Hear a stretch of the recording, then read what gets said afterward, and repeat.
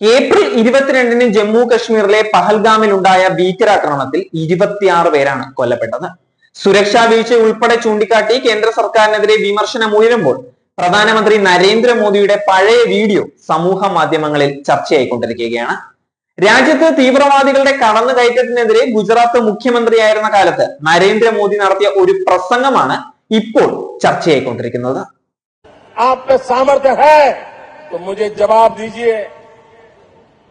ये जो आतंकवादी है, ये नक्सलवादी है, उनके पास शस्त्र और बारूद कहां से आता है? वो तो विदेश की धरती से आता है और सीमाएं संपूर्ण रूप से आपके कब्जे में है। सीमा सुरक्षा बल आपके कब्जे में है।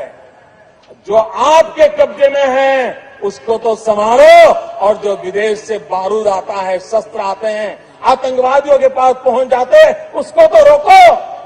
जवाब नहीं है। मैंने उनको दूसरा सवाल पूछा। हमने कहा आतंकवादियों के पास धन आता है, हवाले से आता है, पूरा मनी ट्रांजैक्शन का कारोबार भारत सरकार के कब्जे में है, आरबीआई के अंडर में है, बैंकों के माध्यम से होता है। क्या प्रधानमंत्री आप इतनी निगरानी नहीं रख सकते कि ये जो धन विदेश से आकर के आतंकवादियों के पास जाता है आपके हाथ में है, राज्य उसमें कहीं बीच में नहीं आते, आप उसको क्यों नहीं रोकते हैं? क्यों नहीं पकड़ पाते हो? आप उसके लिए क्या करना चाहते हो? मैंने तीसरा सवाल उनको पूछा कि विदेशों से घुसपैठ ही आते हैं, घुसपैठ ही आतंकवादियों के रूप में आते हैं, आतंकवादी घटनाएं करते हैं, भाग जाते हैं। प्रधानमंत्री जी आप मुझे बताइए, सीमाएं आपके हाथ में है, कोस्टल सिक्योरिटी आपके हाथ में है, बीएसएफ सेना सब आपके हाथ में है, नेवी आपके हाथ में है, ये विदेश से घुसपैठ के कैसे घुस जाते हैं? आतंकवादी विदेशों से यहां कैसे घुस जाते हैं? आप जवाब दीजिए। व्यवस्था आपके पास है, उनके पास जवाब नहीं था। मैंने चौथा सवाल पूछा। मैंने उनसे पूछा, प्रधानमंत्री जी बताइए, सारा कम्युनिकेशन भारत सरकार के अंडर में है।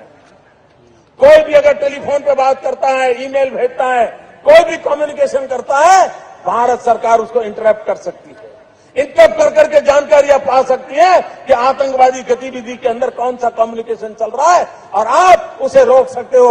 मैं पूछना चाहता हूं प्रधानमंत्री जी को, इस विषय में आपने क्या किया है? उनके पास जवाब नहीं था.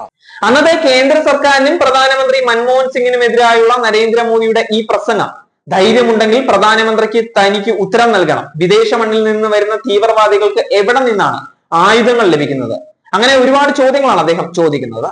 അതിർത്തികൾ പൂർണ്ണമായും നിങ്ങളുടെ ഉത്തരവാദിത്തമല്ലേ എന്നാണ് മോദി ചോദിച്ചത്. 2012 പ്രസംഗമായിരുന്നു ഇത്.